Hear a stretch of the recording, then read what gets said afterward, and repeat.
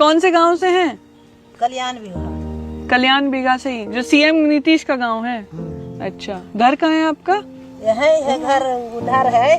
अच्छा, ये जगह के अति बाल बच्चा है तो कम है जगह। घर है तो उधर घर में जब रहना सहना पकाना नहीं, जैसे कि घर में बाल बच्चा हो जब 5 बाल बच्चा है। हाँ। और जगह कम है, एक रूम है तो दिक्कत हो गया था। यहाँ पर 1 कट्ठा जमीन था तो ये झोपड़ी दे के रहते हैं। अच्छा ये हाँ। अच्छा आपने यहाँ बना लिया फिर? हाँ। जगह कम हो गई थी घर में। हाँ।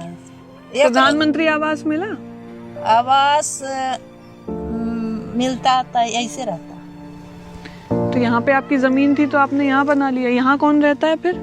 यहाँ हम रहते हैं छोटे पुत्र को लेकर। अच्छा, यहाँ पर बोलता है कि मुसहर के ये रोड ने नहीं रहने दो। गांव का बड़ा आदमी है जे सब कुर्मी है तो ये रोड ने मांझी के नहीं रहने देगा। तो मांझी के जगह है, कम जगह है तो कहाँ रहेंगे। बहुत भगाने के बहुत कोशिश किया। ऊंची जात वाले कौन? कुर्मी। अच्छा, अब फिर भी हम लोग कहते हैं कि अपना जमीन पर मार दो चाहे कुछ भी करो। जबकि ये आपकी जमीन है। हाँ। फिर भी आपको यहाँ बनाने से बहुत मुश्किल हुई, रोका गया। रोका जाता है। अच्छा, कभी एक बार तो आग लगा दिया था, बहुत दंजा। प्रशासन को भिड़ा देता है, डोजर से बिग दो हटावो झोपड़ी कहते हैं कि कहाँ हम भागेंगे। जब अपना जमीन है तो हम रहबे करेंगे, बल्कि मार दीजिए इसी जगह रहते हैं वैसे ही। आओ तो यहाँ पे मुसहर टोला किधर है? वो है आप वहीं से हैं? उधर बोला ना कि 1 रूम है उधर। हम दिल्ली से आए हैं। उधर नहीं मांझी मुसहर रहता है। क्या? उधर नहीं जात मांझी मुसहर रहता है। दिल्ली में बड़े शहरों में अब जात का पता नहीं है। ये तो हम यहाँ आके देख रहे हैं कि इतना जाति है। वहाँ तो सब लोग कमाते हैं, खाते हैं। ऐसा भेदभाव नहीं देखने को मिलता है ना बड़े शहर में अब। इधर भेदभाव मिलता है। इधर इधर भेदभाव छोटा बड़ा हो जाता है। अब भी आपको ऐसे मिलता है देखने को? मतलब ऐसा आपके साथ ऐसा व्यवहार होता है ऊंचा नीचा जाति वाला? हाँ, हो ही रहा हो रहता है तन दानता है हम लोग को। कैसे? जैसे हमसे ऊंचा है तो वो सोच रहा है कि नीचा जात हमसे नहीं, हमको नजर तर रहा जे सोचता है कि मतलब दूर रहो हमसे। दूर रहो। उनसे सरकार के जरिए नदी पर देने उसको बसा दीजिए। गांव से छोड़ गांव से उनको सुना दीजिए कि इसको नदी पर यहाँ को गरीब को भगा दो, उधर बसा दो। गरीब हैं तो नदी के पार बसा दीजिए या निकाल दीजिए गांव से, रोज तंग करते हैं। ये बात कहने में कितना वजन लगा होगा इसकी शायद मैं और आप कल्पना भी नहीं कर सकते। लेकिन जब जितने दिन से मैं बिहार में हूँ या ये घूम रही हूँ तो ये बात बहुत एविडेंट है कि हर जगह कास्ट की बात है। और सिर्फ बात नहीं है, वो जो लोग हैं जो इस बात को कर रहे हैं वो या तो वो हैं जो उसमें प्राइड लेते हैं या वो हैं जो इससे गुजर रहे हैं, जूझ रहे हैं, जिनको ये सब देखना पड़ रहा है। तो जैसे उन्होंने बताया कि वो मांझी समुदाय से हैं, मुसहर हैं और उनको यहाँ रहने के लिए भी तंग किया जाता है।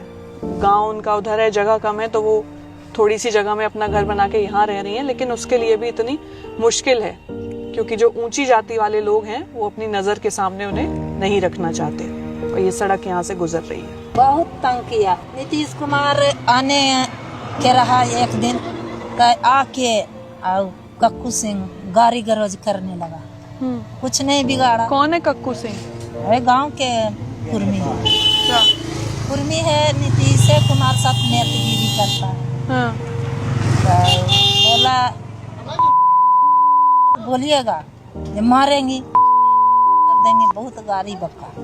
तो हम कहें कि बल जे कुछ बिगाड़ रही बढ़िया सोड़ना रही होता गाड़ी का हल दर बोल में तो हमरो गरियाबे लगलन। हमार बेटी बह रही तो कल की हमार मम्मी पापा बढ़िया न रहलो ओकरो खाए बोल में गए मैं चाहिए खरीद। दमाद बेटी सब कुछ नहीं बिगाड़ा। सिर्फ इसलिए कि आप सड़क पे रह रहे हैं और मुख्यमंत्री आने वाले हैं। हाँ, एक दिन पहले कल ही आएगा या आज ही गाली गलौज किया था। तो फिर भी थाना ने बुलाया तो गया तो बोला कि जे कुछ बोली नहीं। तो हम कहलिए अच्छा कुछ बिगड़ा लिया जे गरिया वाल हो जी जे तो हनी के बेटी है कोतया जी का है यो हमनी के बेटी है बेटी दामाद तो हमनी के कोई इज्जत ना है। तबल जे बोल माँ रड़गंज कर माँ जे जो बप्पा बहन यहीं जहाँ जाना हो जहाँ जो की कर ले। पूरी जिंदगी निकल गई होगी ना यही सब देखते देखते। क्या बोले भाई, अब तो हम लोग का कुछ है ये नहीं है सर, क्या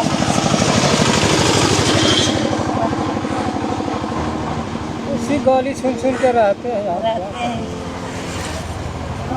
हमारे देश के बहुत सारे अर्थशास्त्री इस देश की जितनी भी समस्याएं हैं, परेशानियां हैं, उसमें किसी भी तरह की इनइक्वालिटी को, असमानता को सबसे बड़ी समस्या बताते हैं। जो रीजन है, जो वजह है सबसे बड़ी सारी प्रॉब्लम्स की, वो किसी ना किसी तरह की इनइक्वालिटी है। अब आप जब इनकी बात सुनेंगे तो आप उस बात को ऑब्जर्व कर पाएंगे कि मैं ऐसा क्यों बोल रही हूँ। इनकी आवाज पहुंचना कितना जरूरी है। एक इतना यंग देश जिसके सामने इतने सारे एस्पिरेशंस हैं, इतने सारे गोल्स हैं, डेवलपमेंट गोल्स हैं, उस देश के एक हिस्से में, एक जिसको हम लोगों ने जातियों में डिवाइड कर दिया है और हम उन्हें पिछड़ी जाति गिनते हैं, जो सरकार बनाने और बिगाड़ने में निर्णायक भूमिका निभाते हैं जनगणनाओं के हिसाब से, उन लोगों का दर्द जो है वो असल में ये है कि उनकी पूरी जिंदगी डिस्क्रिमिनेशन में निकल गई। जो लोग विजिलेंट हैं, जो अपने अधिकारों के बारे में जानते हैं, वो शायद आवाज उठा भी पाए कि हमारे साथ ये डिस्क्रिमिनेशन हो रहा है, लेकिन उनकी तो आवाज सुनने वाला ही कोई नहीं है। यहाँ कितने लोग आएंगे, कितने लोग आते होंगे। क्या होता है डिस्क्रिमिनेशन को झेलना, भेदभाव को झेलना, या ऊपरी जो सो कॉल्ड ऊंची जाति के लोग हैं या जिन्हें टैग दे दिया गया निचली जाति का, उनके बीच की रिफ्ट को, खाई को जीना क्या होता है, ये बात समझना मेरे और आपके लिए बहुत ज्यादा जरूरी है। क्योंकि इस देश की हर प्रॉब्लम, हर समस्या किसी न किसी इनइक्वालिटी की वजह से है।